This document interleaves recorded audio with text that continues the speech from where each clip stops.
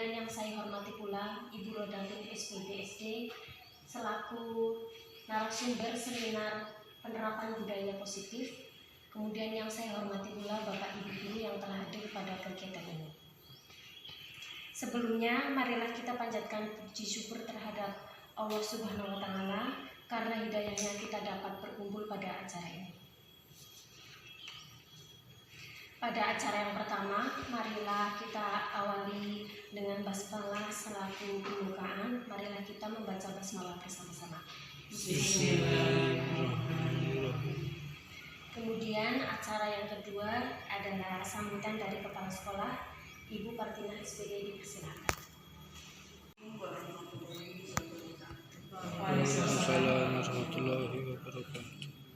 Yang saya hormati Ibu Rodatul sebagai narasumber dan kegiatan penerapan budaya positif di SD Negeri Cimang 2. Yang saya hormati juga peserta rapat hari ini, ya.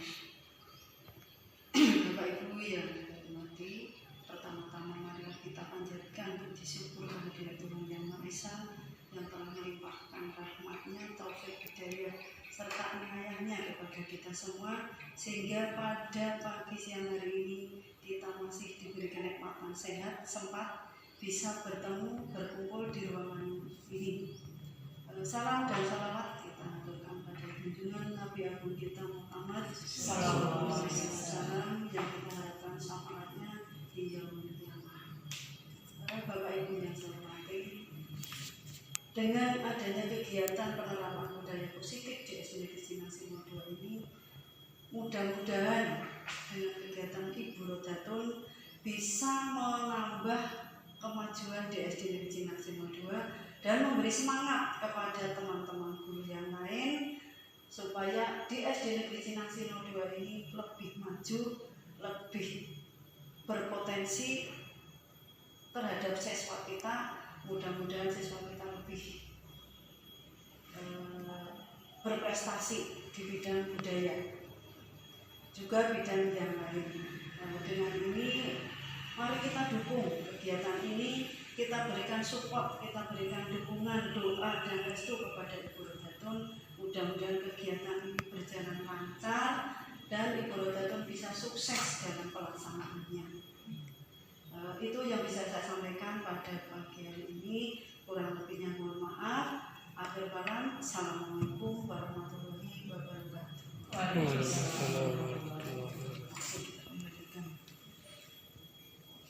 Sebelumnya saya ucapkan terima kasih kepada Ibu Partina SPD yang telah mengisi sambutan pada kegiatan diseminasi. Mata acara yang selanjutnya adalah pengisian diseminasi oleh Ibu Rodatul SPD SD. Mohon dipersilakan. Assalamualaikum warahmatullahi wabarakatuh.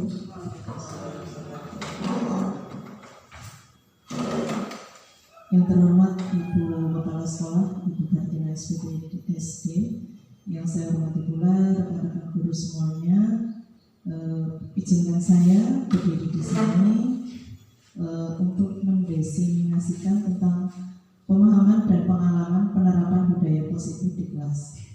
Saya berdiri di sini bukan berarti saya yang lebih pintar dari Bapak dan Ibu semuanya, tapi saya di sini hanya ingin berbagi pengalaman saya selama mengikuti program calon guru penggerak ini. Nah, saya juga mengucapkan terima kasih kepada teman-teman semuanya yang telah meluangkan waktunya untuk mengikuti diseminasi ini. Langsung saja Pak Bu. Ini saya akan mendiseminasikan pemahaman dan pengalaman saya tentang penerapan budaya positif di kelas. Nah, pengalaman saya selama menjadi calon guru penggerak ini sudah berjalan selama 2 bulan ini. Banyak sekali pengalaman-pengalaman yang ingin saya bagikan kepada Bapak dan Ibu guru semua.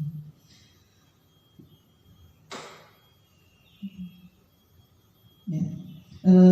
Ini di calon guru penggerak angkatan 7 Cilacap ini saya masuk di kelas 163B dengan fasilitator yaitu Bapak Usman SPD SD MPD dan pengajar praktik saya yaitu Pak Ahmad Subarkat SPD MPD.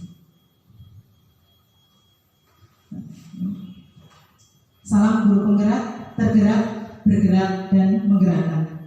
Nah, ini adalah visi dari guru penggerak. Jadi kami dari guru penggerak ini dengan mengikuti program guru penggerak ini kami merasa tergerak. Setelah tergerak kami ingin bergerak dan kami juga ingin menggerakkan teman-teman semuanya agar nanti sekolah kita itu bisa menjadi lebih baik daripada yang sebelumnya. Dalam modul 1 ini selama 2 bulan saya menjadi calon guru penggerak. Saya sudah mempelajari 4 topik ya. Yang pertama yaitu tentang filosofi pendidikan menurut Ki Hajar Dewantara. Kemudian yang berikutnya yaitu saya mempelajari tentang nilai dan peran guru penggerak. Kemudian mempelajari tentang visi guru penggerak dan tentang budaya positif. Nah, ini saya jelaskan berbagi pengalaman saja ini ya Pak Bu, bahwa di modul 1.1 itu saya mempelajari tentang filosofi pendidikan menurut Ki Hajar Dewantara, bahwa tujuan pendidikan ini adalah untuk menuntun segala kodrat anak agar mereka dapat mencapai keselamatan dan kebahagiaan yang setinggi-tingginya, baik sebagai manusia maupun sebagai anggota masyarakat. Jadi filosofi pendidikan menurut Ki Hajar Dewantara ini sangat mengena sekali, bahwa kita sebagai guru itu kita punya tujuan, yaitu tujuan kita itu mendidik anak-anak kita itu supaya mereka itu bahagia dan selamat. Karena apa? Kita itu mendidik mereka itu sesuai dengan kodrat anak. Kodrat apa? Kodrat alam dan kodrat zaman. Kodrat alam yaitu mereka yang sudah dibawa dari keluarga, ya, entah itu wataknya, karakternya. Nah, kemudian kita sesuaikan dengan yang ada di sekolah dan kemudian sesuai dengan kodrat zaman, yaitu kita juga mengajarkan kepada anak selain kodrat alam, yaitu kita mempelajari budaya-budaya yang ada di dalam lingkungan mereka. Kemudian kita juga membelajarkan kepada mereka sesuai zamannya. Kalau sekarang kan zamannya itu sudah digitalisasi gitu Pak Bung. Nah, jadi digitalisasi kita juga harus mengikuti. Kita juga harus mengajarkan kepada anak-anak kita. Karena apa? Zaman kita juga berbeda dengan zaman anak didik kita yang sekarang. Kemudian filosofi pendidikan menurut Ki Hajar Dewantara itu ada juga yang yaitu ing ngapso tulodo, ing madya mangkarso, tuturi handayani. Ing ngapso tulodo, di depan itu kita memberikan contoh kepada anak-anak kita. Kita sebagai guru memberikan contoh yang baik untuk anak-anak kita. Ing madya mangkarso, di tengah-tengah itu kita memberikan semangat kepada anak-anak didik kita. Dan tuturi handayani, di belakang kita mendorong mereka supaya mereka itu lebih maju. Kemudian yang berikutnya yaitu tentang nilai dan peran guru penggerak. Nilai guru penggerak yaitu yang pertama adalah berpihak kepada murid, reflektif, mandiri, kolaboratif, dan inovatif. Jadi kami sebagai guru penggerak ini berusaha untuk yang pertama berpihak pada murid, kemudian reflektif, mau menerima kritikan ataupun saran-saran dari teman-teman, baik itu yang berasal dari teman-teman yang ada di sekolah kita ataupun dari teman-teman kita yang lain. Kemudian mandiri, kolaboratif, dan inovatif. Kita sebagai guru hendaknya bisa mengikuti seminar-seminar yang diadakan oleh dinas maupun di luar dinas. Kemudian berikutnya yaitu tentang peran guru penggerak. Peran guru penggerak yang pertama yaitu menjadi pemimpin pembelajaran. Jadi kita sebagai guru menjadi seorang pemimpin pembelajaran di kelas. Bagaimana kita itu mengkondisikan kelas kita supaya anak-anak itu belajar lebih aman dan nyaman dan mereka juga bahagia. Kemudian selain itu menggerakkan komunitas praktisi. Maksudnya adalah di sekolah para guru penggerak itu menggerakkan teman-temannya untuk mereka itu bisa belajar menggali potensi mereka. Jadi kita tidak diam di tempat menjadi guru yang berada di zona nyaman, tapi kita harus selalu belajar dan belajar. Kemudian mendorong kolaborasi antar guru. Jadi kita bekerja sama. Jadi guru penggerak itu tidak bisa namanya sendirian. Jadi kita harus berkolaborasi atau saling bekerja sama dengan guru yang lain atau guru-guru dari sekolah yang lain atau yang lain juga. Selain itu juga dengan guru, dengan komite sekolah, kemudian dengan warga sekolah yang lain atau wali murid. Berikutnya yaitu mewujudkan kepemimpinan murid. Kemudian yang saya pelajari di modul 1.3 ini adalah tentang visi guru penggerak, yaitu visi guru penggerak harus mampu mencerminkan filosofi Ki Hajar Dewantara, nilai dan guru penggerak dalam mewujudkan profil pelajar Pancasila. Nah, dalam mewujudkan visi ini menggunakan yaitu Bagja. Kemudian yang berikutnya yaitu dari filosofi nilai peran guru penggerak dan visi guru penggerak ini nantinya diharapkan dapat melahirkan yang namanya budaya positif, yaitu berdasarkan penerapan tahapan Bagja akan muncul pembiasaan positif yang kita kenal dengan budaya positif. Nah, budaya positif ini dapat menimbulkan rasa aman dan nyaman, mendorong murid mampu berpikir dan bertindak lebih mandiri dan bertanggung jawab. Nah, ini untuk budaya positif ini ya, sebelum saya mulai ini untuk diseminasi, kita akan membuat yang namanya kesepakatan, kesepakatan antar kita.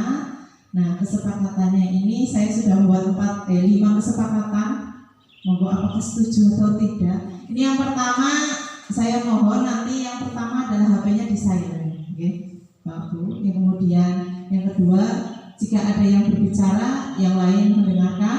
Kemudian yang ketiga, jika mau bertanya, silakan mengangkat tangannya.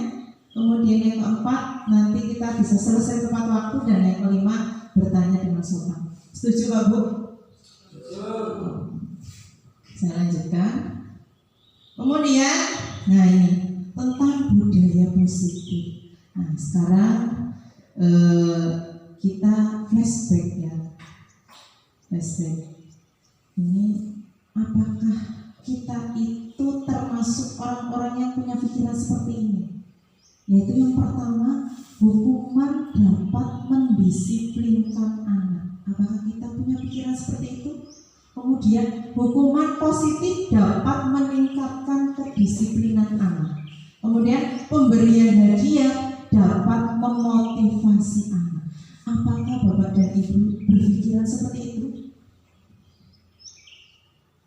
Mungkin punya pikiran seperti itu? Apakah hukuman itu intinya maksudnya dihukum dapat nanti anak-anak akan disiplin? Apakah seperti itu? Mungkin pikirannya sama ya? Nah, pikirannya seperti itu. Dulu saya juga sama, pikirannya seperti itu. Bocah dihukum pasti nanti bisa disiplin. Kemudian nanti kalau ada hukuman yang positif pasti bisa meningkatkan kedisiplinan anak, dan memberi hadiah kepada anak itu nanti dapat memotivasi anak. Nah, apakah kesemuanya ini memang benar? Nah, kita akan mempelajari ya di sini. Nanti di materi budaya positif ini akan saya jelaskan ada 6 hal yang akan saya jelaskan. Yang pertama yaitu mengenai disiplin positif dan nilai-nilai kebijakan universal. Kemudian teori motivasi, hukuman, penghargaan, dan restitusi. Kemudian tentang keyakinan kelas, kebutuhan dasar manusia dan dunia yang berkualitas. 5 posisi kontrol dan segitiga restitusi. Baiklah, sekarang kita akan main coba buka dan bayangkan ya Bapak Ibu. Ini nanti perintahnya yang pertama adalah kepalkan salah satu tangan Bapak Ibu. Jadi nanti silakan coba dikepalkan tangannya, tangan kanan ya, kita kepalkan. Nah, kemudian bayangkan bahwa Bapak Ibu itu sedang menyimpan sesuatu yang sangat berharga di dalam kepalan tangan tersebut. Nah, Bapak Ibu perlu menjaga benda tersebut sekuat tenaga karena begitu pentingnya untuk kehidupan Bapak Ibu. Nah, sesuatu yang ada di dalam kepalan tangan kita itu, kemudian kita bayangkan ada seseorang yang mencoba dengan segala cara membujuk, menghardik, mengintimidasi, memarahi, menawari, mengkritik, bahkan menawari bapak ibu uang agar bapak ibu itu bersedia membuka tangan. Kira-kira mau dibuka apa enggak? Kalau itu memang ada sesuatu yang berharga bagi kehidupan dengan semuanya, mau dibuka apa enggak? Tidak ya. Nah, ternyata ya, ini tadi yang tidak mau kita buka ini, ya, itu adalah salah satu contoh ya, pendekatan teori kontrol, bahwa Anda itu tidak bisa mengontrol orang lain, hanya Anda yang dapat mengontrol diri Anda sendiri. Artinya apa? Kalau kita sudah punya sebuah keyakinan, ya, terus orang lain punya keyakinan juga. Nah, sing harus kontrol itu siapa? Ya diri Anda sendiri. Tidak bisa kita mengontrol orang lain, ya, tapi hanya kita yang bisa mengontrol diri kita sendiri. Tadi dengan permainan tadi kepala tangan, ya kan? Mau dibuka apa tidak itu kita yang menentukan, bukan orang lain. Karena apa? Karena itu adalah yang berharga bagi kehidupan kita. Kemudian semua perilaku itu punya tujuan. Jadi kita tadi mengepalkan tangan, kita tidak membukanya walaupun ditawari uang. Nah itu karena kita punya tujuan. Ya, tujuannya nggak mau dibuka karena itu kan berharga sekali. Ditawari duit enggak, jangan gitu ya. Kemudian model berpikir menang-menang, maksudnya adalah kita itu kalau kita memegang sesuatu yang berharga itu harus kita pertahankan, kita harus menangkan itu. Jadi walaupun ada rintangan, ditawari apapun seperti itu tidak berpengaruh dalam diri kita. Kita harus menang, kita harus pertahankan itu. Kemudian yang berikutnya adalah kolaborasi dan konsensus itu menciptakan pilihan-pilihan baru. Jadi kalau kita mau bekerja sama dan membuat konsensus atau sebuah kesepakatan, itu akan menciptakan sebuah pilihan-pilihan yang baru. Kemudian realitas dari kebutuhan orang itu adalah berbeda-beda, tidak sama. Kemudian apa itu disiplin? Nah, disiplin itu diciptakan untuk menciptakan murid yang merdeka. Syarat utamanya adalah harus ada disiplin yang kuat. Nah, menurut Diana, disiplin itu berasal ya dari kata disiplina atau belajar dan disiple atau murid atau pengikut. Jadi disiplin berkonotasi dengan disiplin diri. Disiplin diri dapat membuat seseorang menggali potensinya kepada sebuah tujuan, sesuatu yang dihargai dan bermakna. Belajar mengontrol diri dengan menggali potensi kita agar tercapai tujuan mulia, yaitu menjadi seseorang yang kita inginkan dan sesuai dengan nilai-nilai yang kita hargai. Kemudian nilai-nilai kebajikan universal. Sifat-sifat positif manusia yang merupakan tujuan mulia yang ingin dicapai setiap individu. Kemudian setiap perilaku itu memiliki tujuan. Ini menurut William Glasser, dan mengaitkan nilai-nilai kebajikan yang diyakini seseorang, maka motivasi intrinsiknya akan terbangun sehingga menggerakkan motivasi dari dalam untuk dapat mencapai tujuan yang diinginkan. Ini menurut Diana Dosen. Jadi nilai-nilai kebajikan universal ini itu akan menghasilkan profil pelajar Pancasila yang sekarang sedang kita gaungkan, profil pelajar Pancasila dalam kurikulum merdeka. Jadi setiap perilaku itu nanti akan itu memiliki sebuah tujuan. Jadi kita kepada anak-anak kita menerapkan budaya positif ini, ya, itu kita punya tujuan yang mulia. Kemudian ada teori motivasi, hukuman, penghargaan, dan restitusi. Terdapat 3 motivasi perilaku manusia menurut Diana Dosen, yaitu ada di situ ada 3 ya, yang dikelompokkan menjadi motivasi ekstrinsik atau atau dari luar diri seseorang, kemudian dari motivasi intrinsik atau dari dalam diri seseorang. Yaitu 3 motivasi perilaku manusia. Yang pertama adalah untuk menghindari ketidaknyamanan atau hukuman. Nah, ini apa yang terjadi jika saya tidak melakukannya. Nah, kemudian untuk mendapatkan imbalan dari orang lain, apa yang akan saya dapatkan jika melakukannya, dan untuk menghargai diri sendiri, saya akan menjadi orang seperti apa jika saya melakukannya. Jadi di teori ini membedakan apa itu motivasi, apa itu hukuman, apa itu penghargaan, dan itu restitusi. Nah, berikutnya ini.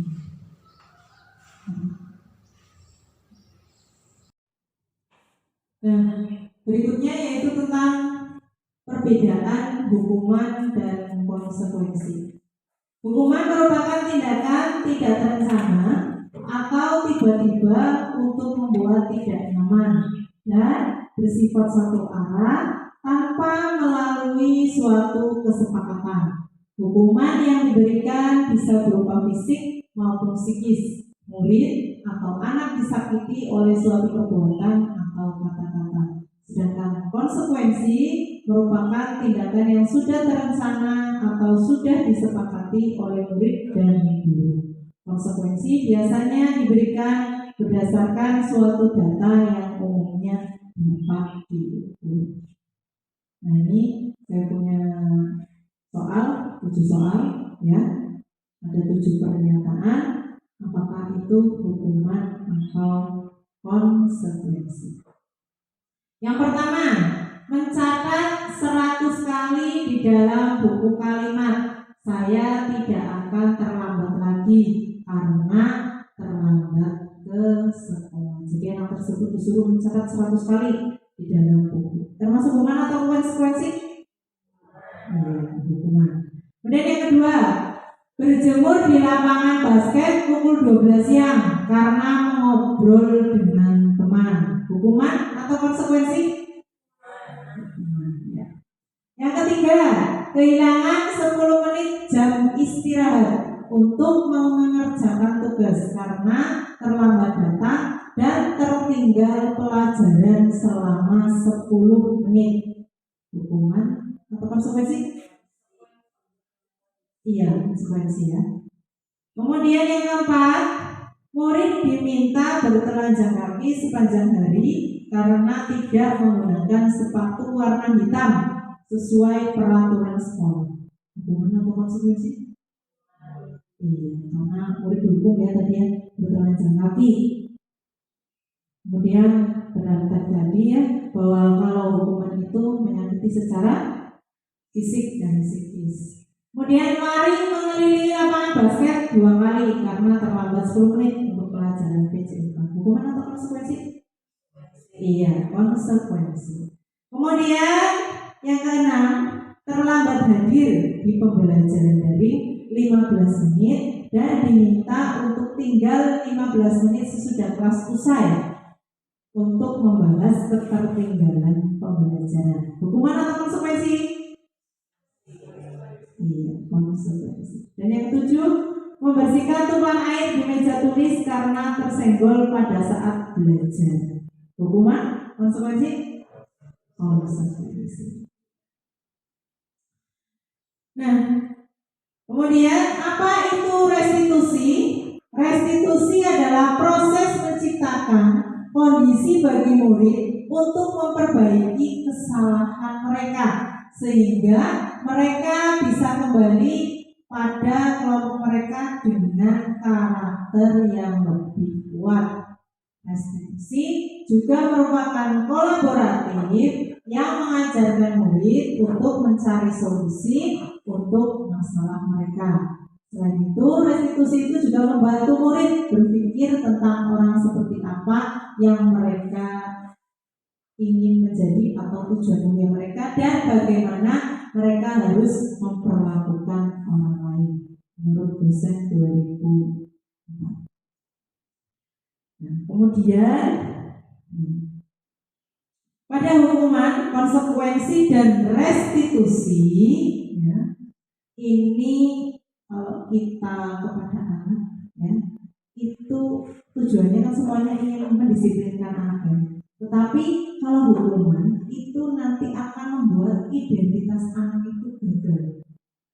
Tetapi kalau konsekuensi dan restitusi ini akan membuat anak punya identitas yang sukses atau bisa disiplin.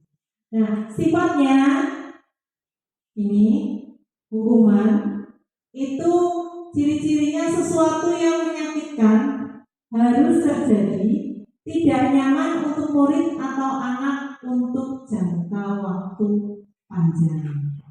Sedangkan konsekuensi itu sesuatu harus terjadi, tidak nyaman untuk murid atau anak untuk jangka waktu yang pendek.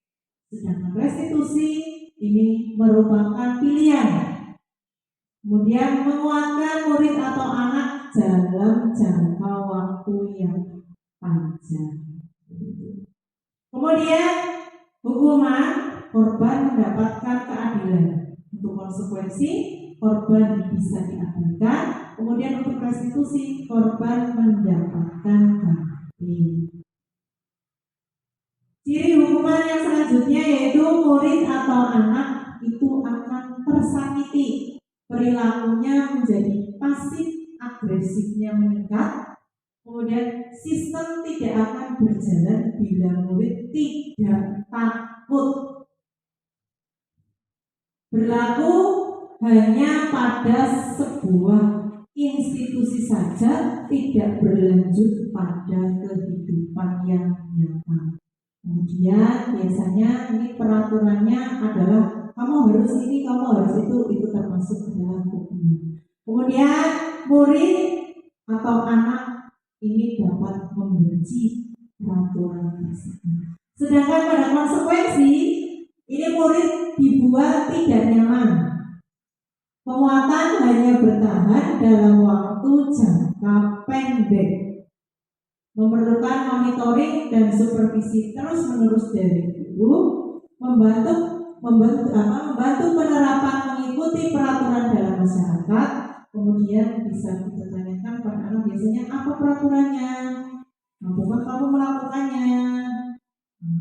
Kemudian murid atau anak bisa menghormati peraturan tersebut. Kemudian untuk restitusi, murid atau anak mendapatkan penguatan, masalahnya terpecahkan, murid belajar bertanggung jawab untuk perilakunya. Kemudian fokus pada pemecahan masalah dalam jangka waktu yang panjang. Kemudian bisa kita tanyakan dengan apa yang kamu yakini, apa yang bisa kamu lakukan untuk memperbaiki masalah ini.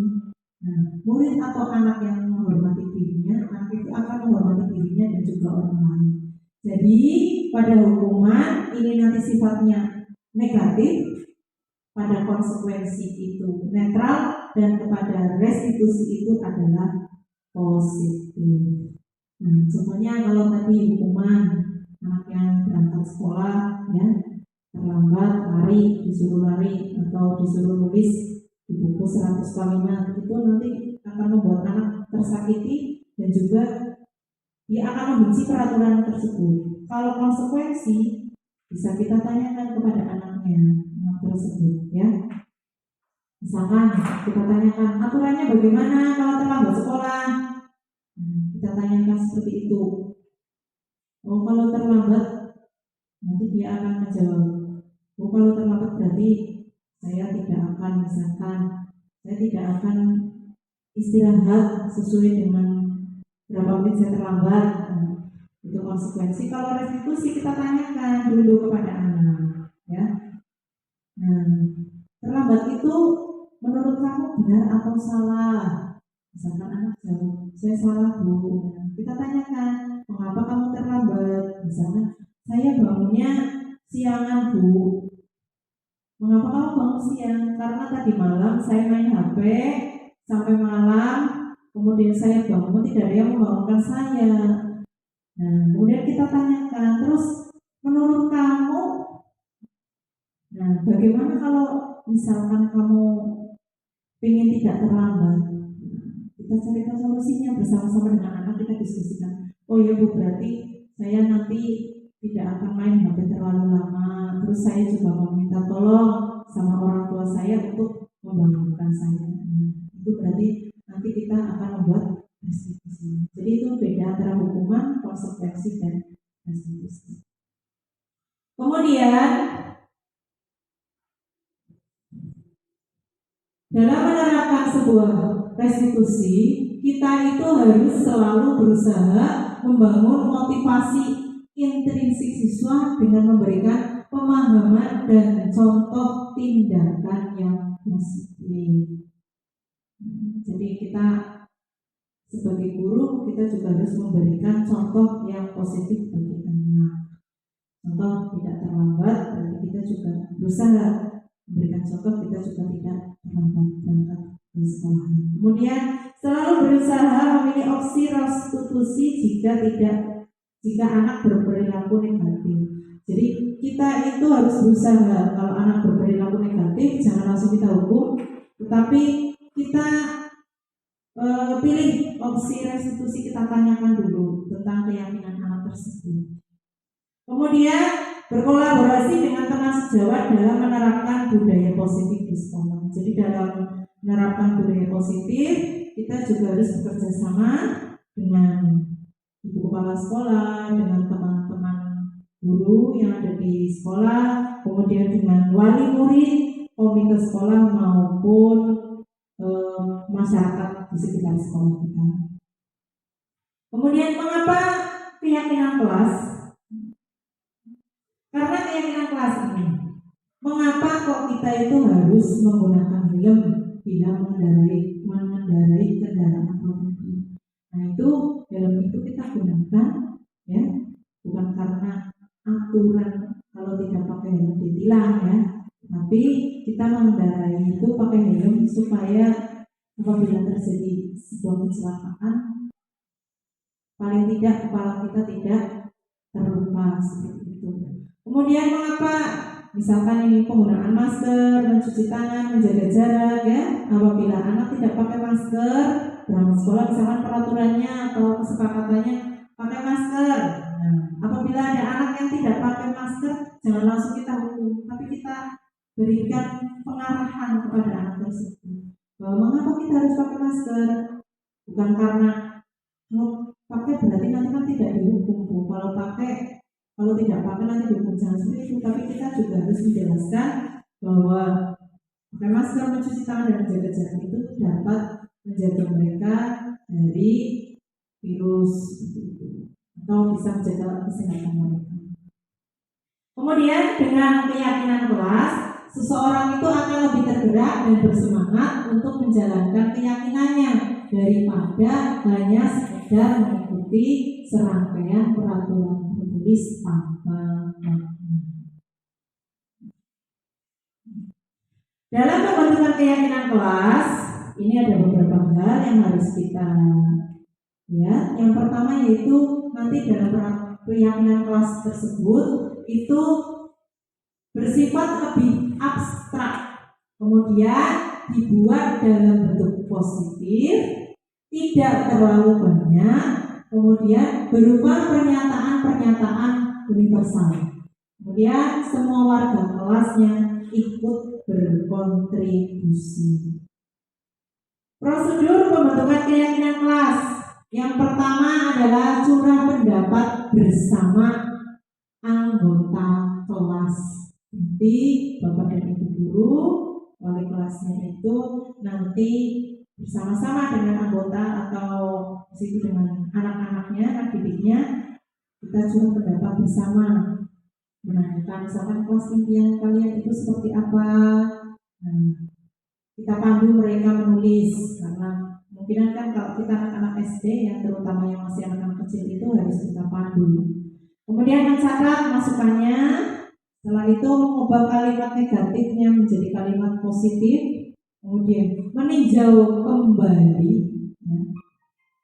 Kemudian setelah anak-anak itu kita berikan pengarahan, kemudian kita berikan selembar kertas ya, atau secara kertas kepada anak disuruhkan untuk menuliskan tentang keyakinan kelas, kita mau kelas yang seperti apa keyakinan kelasnya. Kemudian setelah itu kertasnya kita kumpulkan. Setelah kita kumpulkan, kemudian kita sepakati bersama, kita bacakan satu persatu kertas tersebut. Kemudian apakah itu disetujui oleh semua anggota yang ada di kelasnya atau tidak. Kemudian kita tinjau kembali. Setelah disepakati pembentukan keyakinan kelas tersebut, maka kemudian kita ketik biar rapi, kemudian kita tempelkan di tembok atau di dinding, kemudian minta untuk warga kelasnya semuanya itu tanda tangan supaya lebih kuat.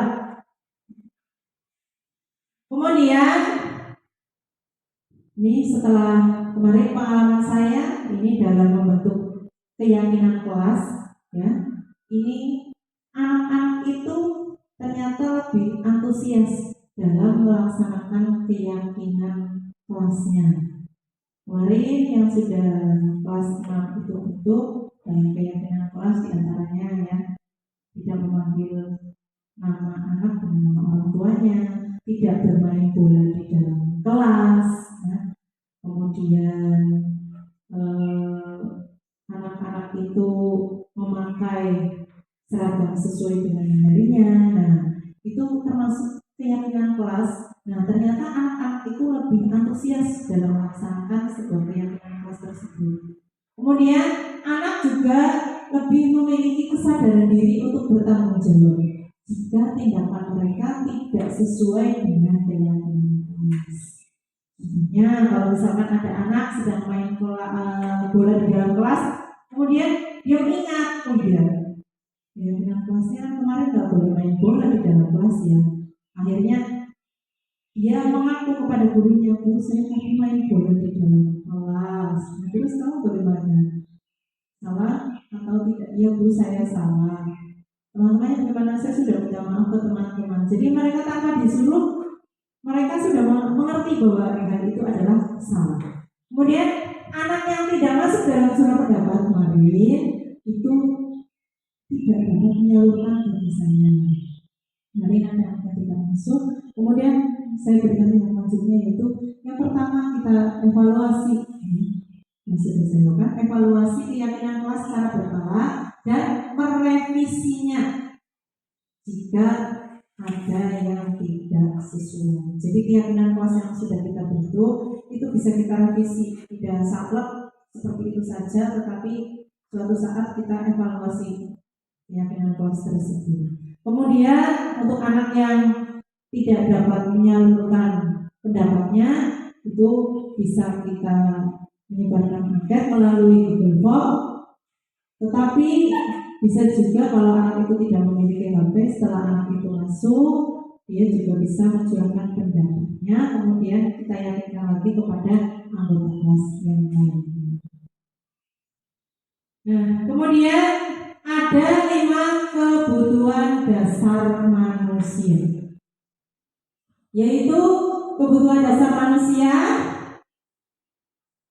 kebutuhan bertahan hidup, kemudian kesenangan, kebebasan, cinta dan kasih sayang, dan penguasaan. Itu adalah kebutuhan dasarnya manusia. Jadi manusia itu kebutuhan dasarnya ingin senang, ingin bebas, ingin dicinta dan dikasih sayang, ingin berkuasa, dan juga ingin bertahan hidup. Itu adalah 5 kebutuhan dasar manusia.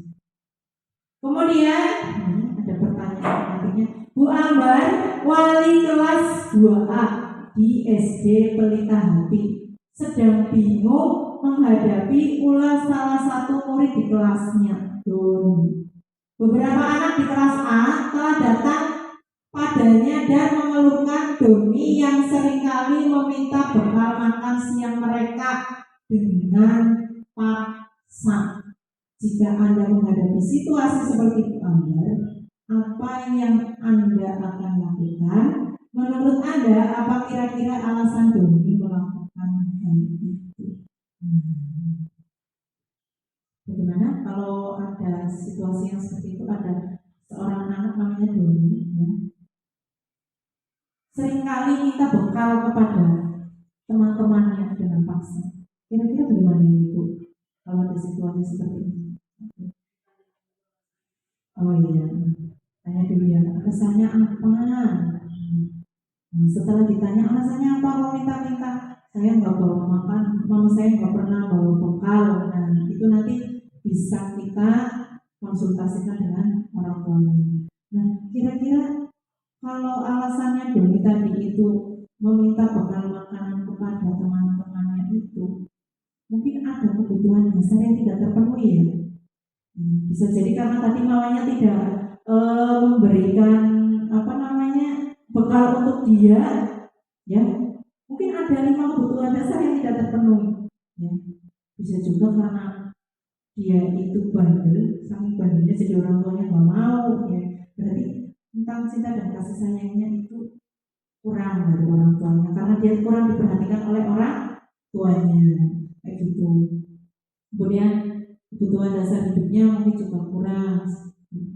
Nah, dengan adanya itu maka kita untuk tanya kepada Doni itu, kita jangan langsung begitu anak salah ya terus dihukum, jangan, tapi kita juga harus bertanya kepada anak tersebut.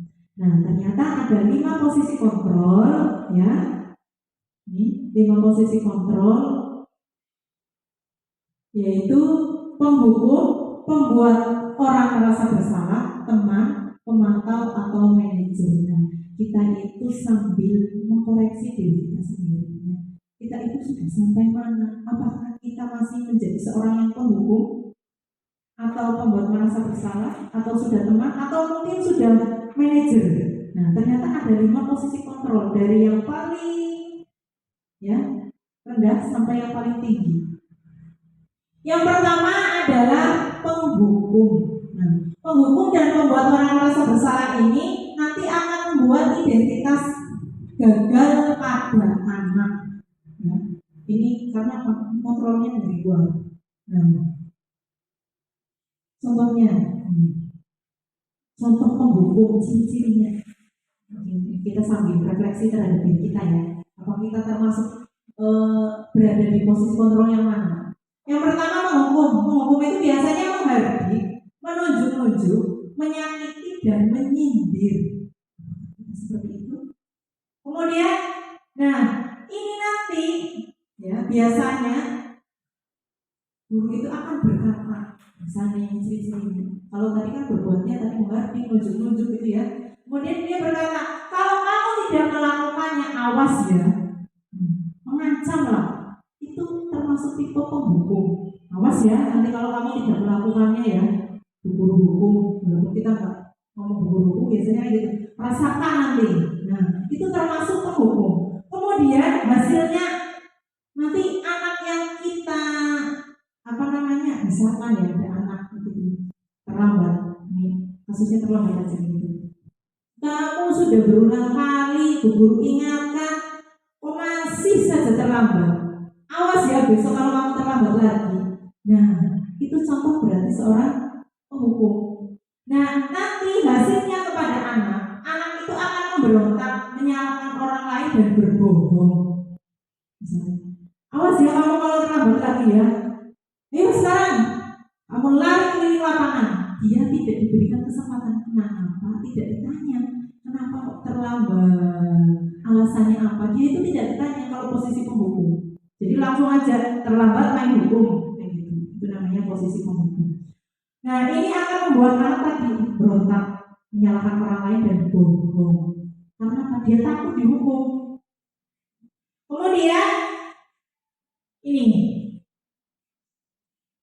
dengan dunia berkualitas, murid meletakkan guru di luar dunia berkualitas. Jadi dia menganggap guru itu tidak dianggap lah seperti itu. Kemudian murid juga berkata, biarkan saja, nanti juga marah-marah lagi. Seperti kita ke anak kita, nanti juga sama ya. kita marah-marah, paling nanti ya bapak marah aja gitu, ya biarkan saja.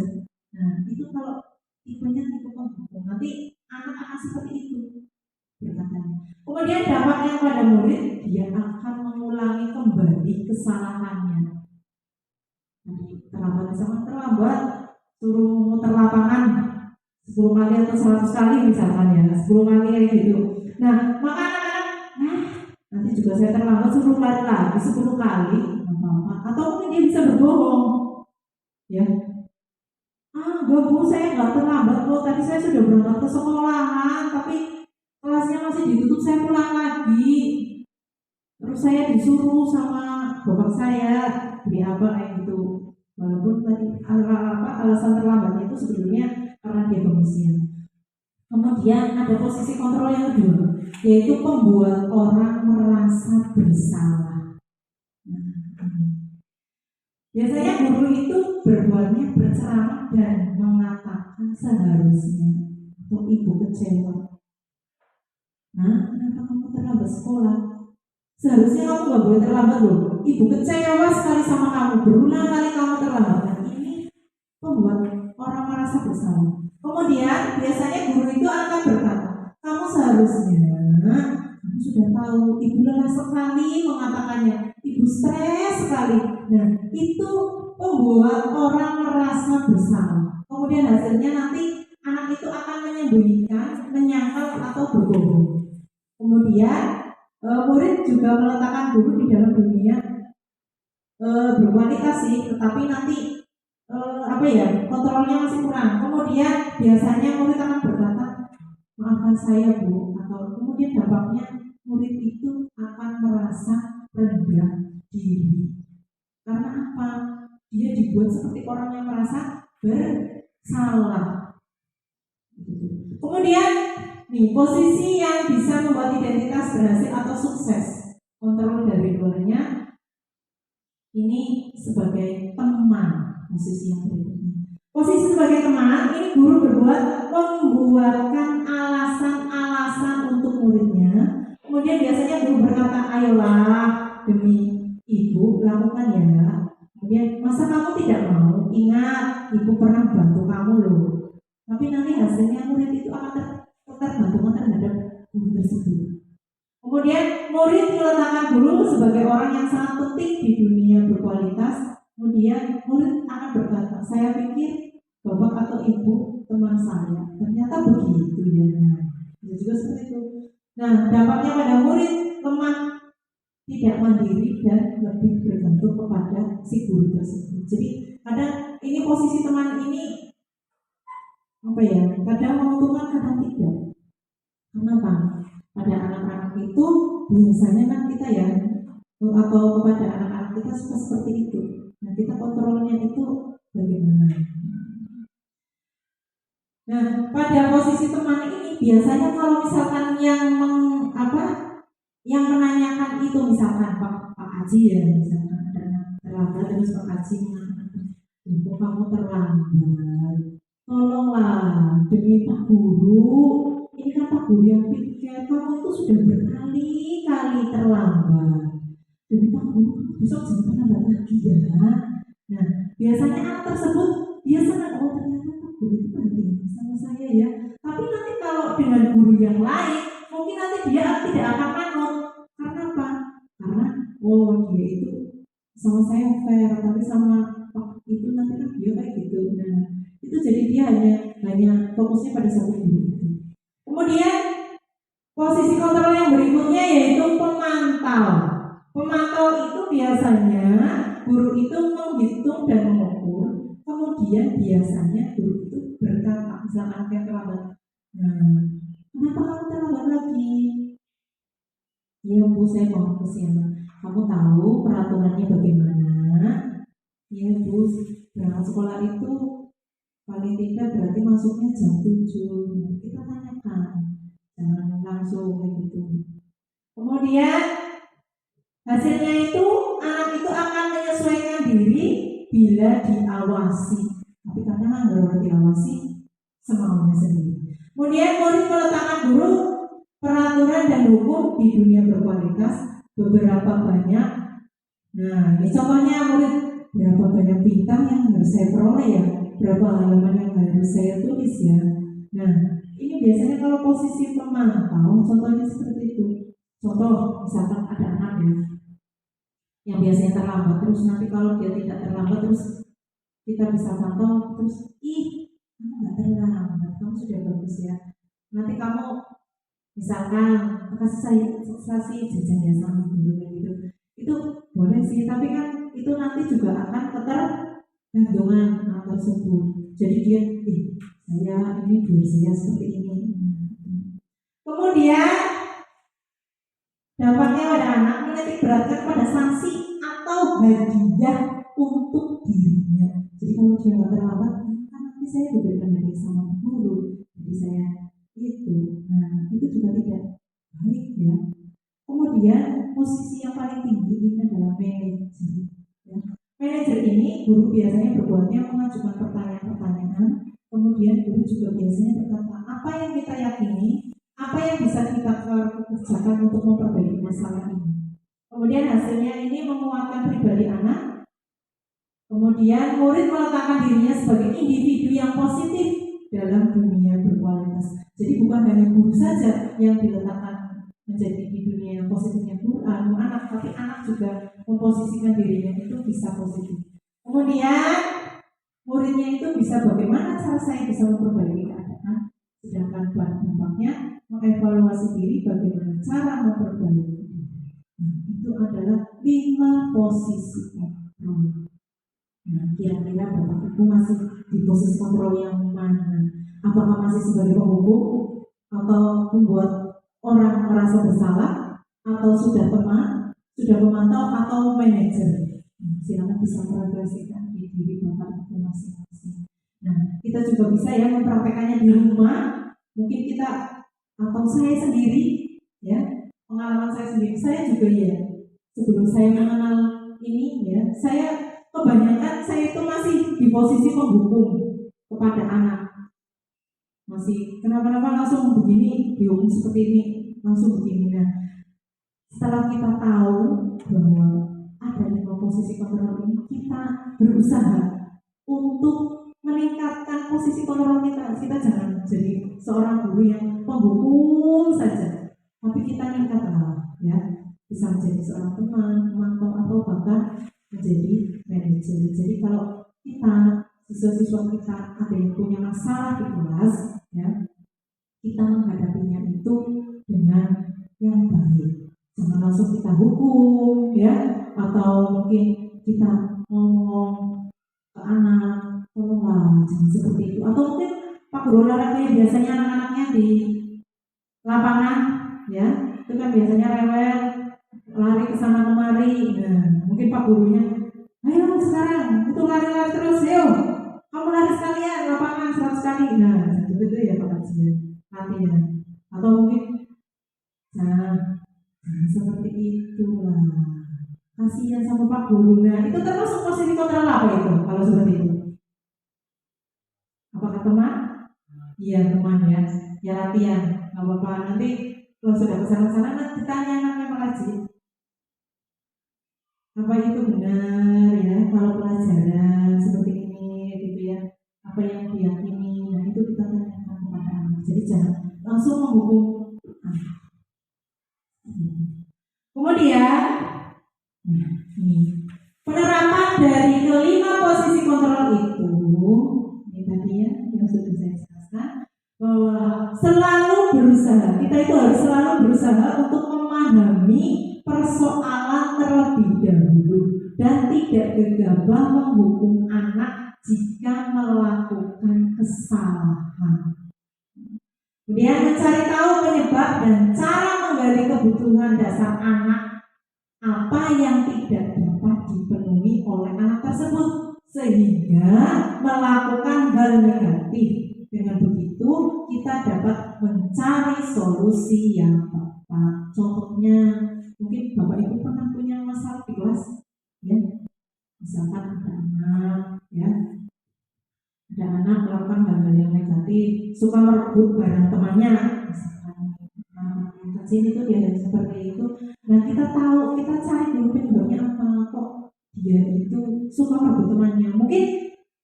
dia itu senang aja kalau lihat temannya ngorong-ngorong gitu ya, berteriak-teriak, mungkin dia senang kayak gitu. Oh, berarti mungkin ada kesenangan dalam dirinya itu yang belum dipenuhi. Nah, kita tanyakan kepada anak. Mungkin kalau dalam pelajaran ya sedang tenang, tiba-tiba mungkin ada anak yang bosan di kelas ya, suka duduk terus dalam pelajaran mendengarkan pak guru atau bu gurunya yang ceramah, terus mungkin dia bosan. Nah, kita juga harus mencairkan suasana tersebut. Kenapa? Misalnya ada anak yang jadi kusir, karena apa? Mungkin karena dia kebebasannya tidak terpenuhi kayak gitu. Ya sekali-kali lah ya. Saya juga belajar. Sekali-kali kita tidak belajar di dalam kelas saja. Mungkin kita bisa bawa anak-anak itu keluar kelas. Kan kebutuhan dasar anak itu beda-beda. Ada yang dia bisa dalam pelajaran bisa duduk, terus ada yang jiwanya di sini ya, raganya di sini, tapi pikirannya entah kemana. Mungkin dulu saya sudah lapar, terus pengen jajan, saya pengen lari-lari.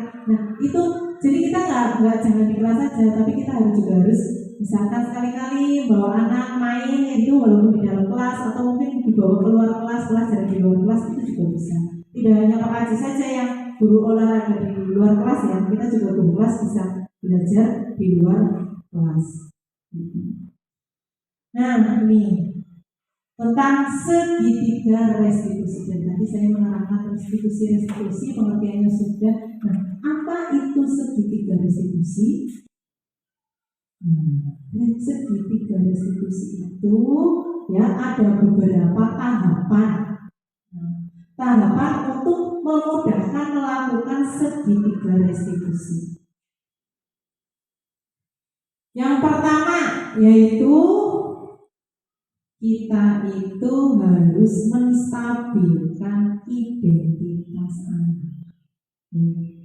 Kemudian memvalidasi tindakan yang salah dan menanyakan keyakinan. Contoh, misal ada anak ya, dia itu duduk dengan temannya. Nah, bertengkar dengan temannya, kemudian karena sesuatu hal terus tiba-tiba saja ya, karena dia mencengkram bajunya temannya, nah benike atau kancingnya lepas. Nah, tambah kesuh, tambah jengkel. Nah, kemudian si guru itu melihat teman-temannya lapor pada guru, Pak Guru, Bu Guru itu pada bertengkar, pada gelut. Nah, maka apa? Nah, anak tersebut kita bawa ya, kemudian kita tanyakan, mengapa kok kalian bertengkar? Kita tanyakan satu persatu, ya kita stabilkan identitasnya dulu.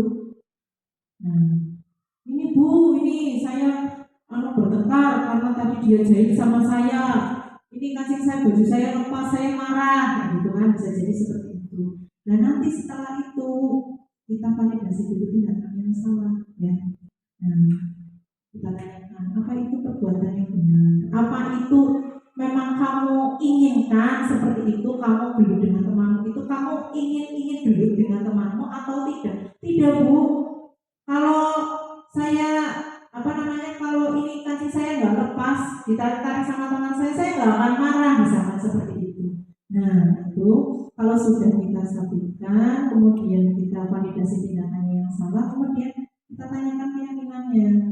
Tadi tanya, apa itu benar kayak gitu? Terus setelah itu kita tanyakan kepada anaknya lagi, terus kamu maunya bagaimana? Saya mau kancing saya ini yang lepas ini diganti Bu. Karena apa? Nanti kalau saya pulang saya dimarahi oleh orang tua saya. Nah, terus kita ngomong ke anak yang tadinya satunya lagi. Nah itu bagaimana Mas? Saya mau Bu, misalnya kamu mau nggak? Dia hanya inginnya, kita tanyakan inginnya dia itu apa? Oh, saya ingin kancing saya diperbaiki lagi. Nah berarti nanti si anak tersebut yang satunya, nah gimana ini kancingnya suruh diperbaiki, terus kamu bagaimana? Kita tanyakan ke anak tersebut. Ya misalkan anak tersebut, ya Bu, saya mau perbaiki. Nah, terus kita tanyakan, bagaimana cara kamu perbaikinya? Ya nanti saya jahit Bu, kamu bisa jahit apa enggak? Tidak bisa Bu. Misalkan anak tersebut seperti itu, nah kalau kamu tidak bisa. Ya, sekarang kamu belajar dengan Bu Guru, ya, misalkan belajar bagaimana cara memperbaiki kancing yang rusak. Nah, itu termasuk yaitu penerapan segitiga restitusi. Jadi nanti kalau itu sudah diperbaiki lagi kan anak tersebut keinginan anak yang tadi kasih bajunya lepas sudah dipasangkan lagi kan dia sudah terpenuhi ya kan kebutuhannya. Jadi oh ternyata masalahnya hanya seperti itu. Jadi kita perbaiki sebuah kesalahan itu dengan menciptakan budaya yang positif pada anak yang salah. Jadi tidak langsung menghukum, tapi kita stabilkan identitasnya, kemudian kita validasikan tindakan yang salah, kemudian kita tanyakan keyakinan yang ada dalam diri anak tersebut. Kadang kita tanya, apa kamu mau seperti itu? Atau anak mencuri uang temannya. Nah, kita tanya, kenapa kamu mencurinya? Itu salah atau benar? Kita sudah punya kesepakatan kelas. Apakah itu sesuai dengan kesepakatan kelas kita? Kita tanyakan seperti itu. Kemudian kita tanya lagi, kok kamu mencuri itu menurut agama yang kamu yakini itu benar atau salah? Salah Bu. Nah, terus yang benar yang seperti apa? Jadi kita tanyakan, tanya, jangan kita itu salah menurut agama itu salah jangan, tapi kita tanyakan. Nah, ini pada segitiga restitusi, ya, kita bisa menanyakan seperti ini.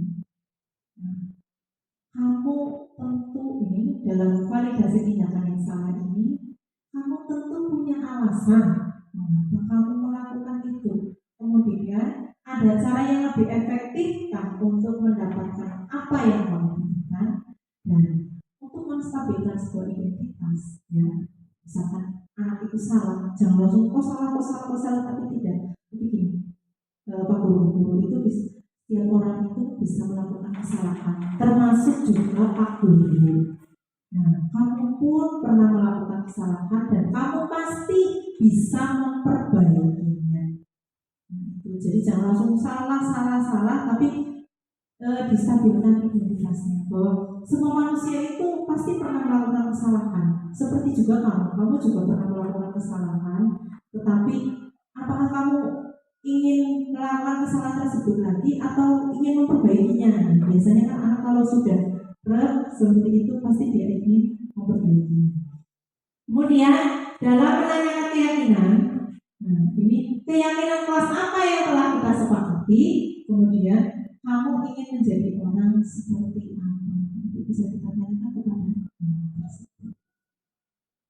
Nah ini ada penerapan segitiga restitusi yang kemarin saya terapkan pada anak, ya. Silakan untuk disimak.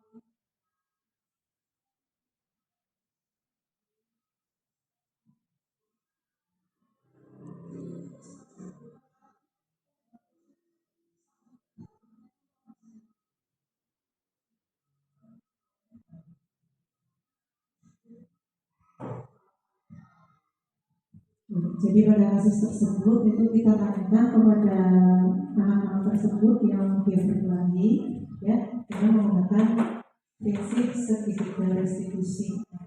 Jadi menstabilkan identitas, kemudian kita itu juga harus memvalidasi perbuatan mereka, kemudian nanti baru kita perjuangkan.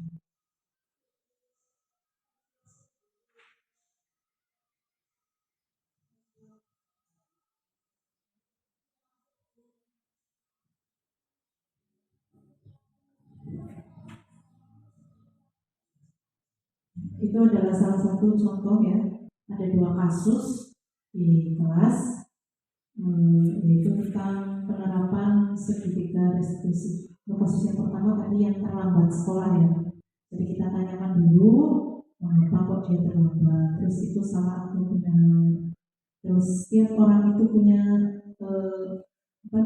kesalahan. Jadi apakah dia mau memperbaikinya? Ternyata mau memperbaikinya itu dengan cara dia tidak akan terlambat lagi, dia mengungkapkan sendiri, ya.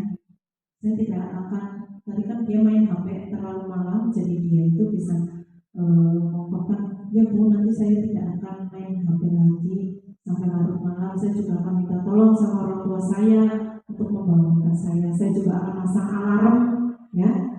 Ya nanti saya bisa bangun lebih pagi, seperti itu. Dan tadi kasus yang kedua itu bisanya bertengkar karena mematahkan pensil, ya. Kemudian akhirnya pensilnya temannya itu direbut oleh teman yang satu lagi. Nah kemudian kita diberikan oleh yang berdua, ternyata yang satunya itu April hanya ingin pensilnya itu kembali. Kemudian Evan memberikan lagi pensil untuk April, dan akhirnya anak tersebut jadi mereka itu merasa tidak dihukum, tapi mereka itu diberikan solusi untuk masalah yang mereka.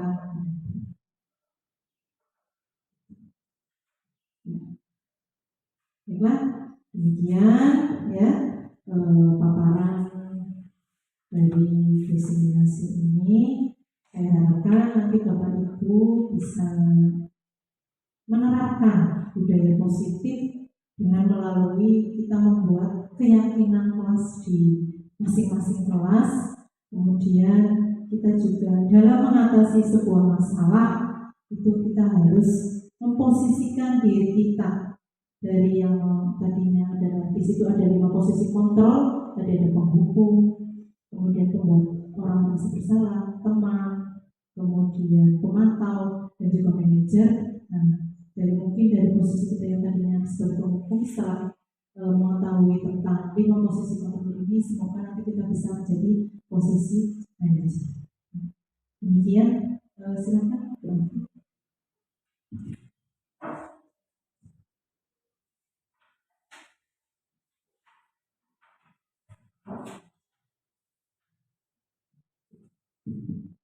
Terima kasih kami ucapkan kepada Ibu Ratu SPDSD karena telah menginisiasikan mengenai budaya positif. Kata acara yang selanjutnya adalah tanya jawab. Dipersilakan kepada Bapak Ibu apabila ada keraguan atau pertanyaan boleh ditanyakan langsung kepada Ibu Ratu. Terima kasih.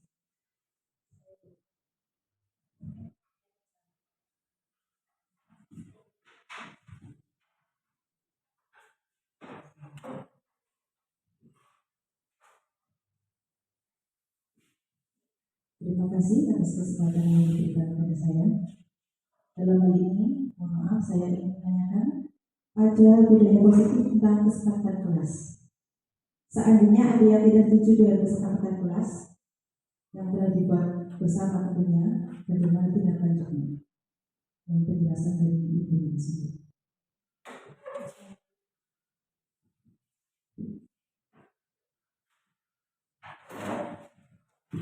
Monggo Bapak Ibu, apa ada pertanyaan yang lain? Ya, terima kasih. Saya langsung berikan kepada Ibu.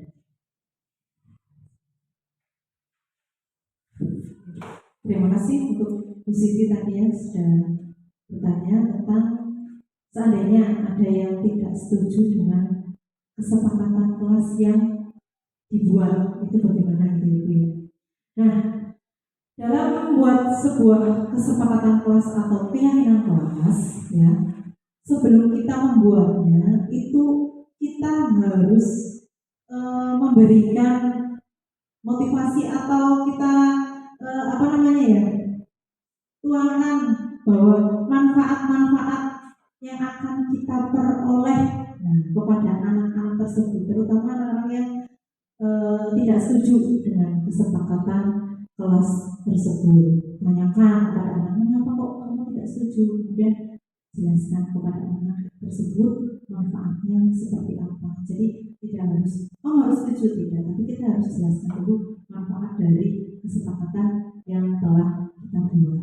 Terus misalkan dari kelas tersebut ada 20 anak dalam sebuah kelas, maka sebelum kita membuat sebuah kesepakatan, kita juga harus bersepakat dulu kira-kira kesepakatan yang kita buat itu harus disetujui oleh berapa anak atau berapa persen dari peserta yang ikut dalam kesepakatan kelas tersebut.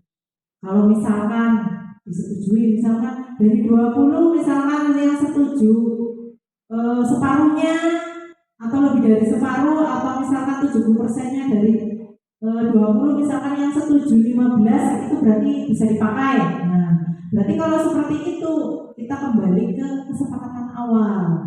Kalau ada yang setuju siapa, yang tidak setuju siapa, nah itu kan berarti kalau sudah disetujui oleh 15 orang tersebut berarti itu dipakai. Dan yang paling penting adalah semua anak yang ada di kelas itu semuanya membuat. Jadi dibacakan, dibuat karena apa? Karena itu merupakan inspirasi dari anak-anak semuanya itu. Jadi jangan kita abaikan. Kita bacakan misalkan, oh ini ada, oh ini dari keinginannya dari misalkan dari Andi, dibacakan. Nah terus dari ini keinginannya dari Budi, dibacakan. Seperti itu. Jadi jangan kita milih-milih itu tidak. Tapi walaupun nanti ada yang sama, misalkan anak yang tidak, misalkan masuk kelas tepat waktu, ada lagi yang tidak terlambat masuk kelas seperti itu, hampir sama seperti itu, tidak apa-apa. Kita bacakan semua. Seperti itu Bu Siti. Jelas gitu. Jelas.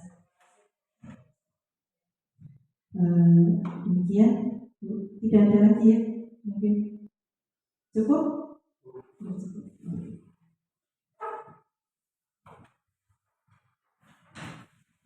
Saya ucapkan terima kasih kepada Ibu Siti yang telah memberikan pertanyaan, dan kepada Ibu Ratu yang telah menjawab pertanyaan. Semoga Bapak Ibu dapat menerima materi yang telah diberikan oleh Ibu Ratu.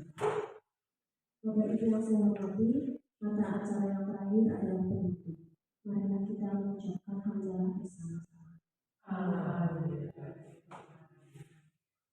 Telah selesai acara diseminasi budaya positif oleh Ibu Ratu SPD. Semoga dapat bermanfaat untuk kita semua sekalian.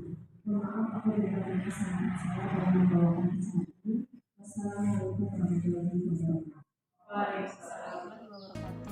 Perkenalkan, saya Abdullah Falubi, saya guru SD Negeri Cinangsi 02. Saya mengajar kelas 1. Saya akan memberikan testimoni atas diseminasi yang telah dilakukan oleh Ibu Ratu SPD, yaitu mengenai budaya positif. Tanggapan menurut saya yaitu sangat baik diadakan diseminasi karena guru-guru di sini menjadi tahu mengenai budaya positif yang harus diajarkan kepada anak-anak. Sehingga setelah diseminasi kami pun menerapkannya kepada anak-anak kami dan berhasil alhamdulillah, sehingga anak-anak kami tahu dan